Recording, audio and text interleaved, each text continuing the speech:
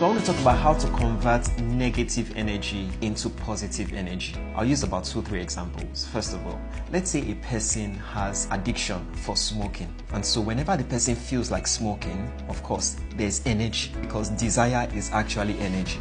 And so if the person now decides that I am going to convert negative energy to positive energy, one of the ways the person can do so is through the power of your words. Whenever you have any emotive feeling, that's energy, if you say the right words, you can convert that emotive feeling from a negative one to a positive one.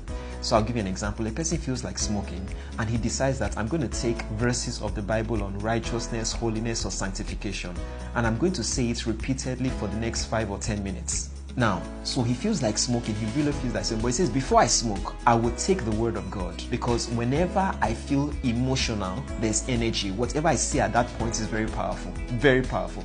So he begins to take words in the scriptures on holiness, like, I am crucified with Christ, nevertheless I live, yet not I, but Christ lives in me. And the life I now live in the flesh, I live by the faith of the Son of God, who loved me and gave himself for me.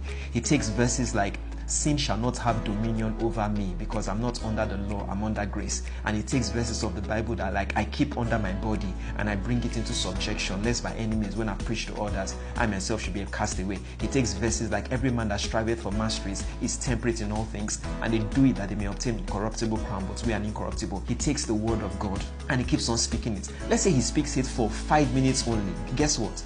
Because he has spoken positive words under a negative emotion, what has he done? He has punctured those negative emotions. Even if he eventually smokes, he has begun to divert that negative emotion to a positive one through the power of words. If he does that repeatedly and continuously, guess what will happen? After a while, he will not feel like smoking. And I am saying it. After a while, he will not feel like smoking.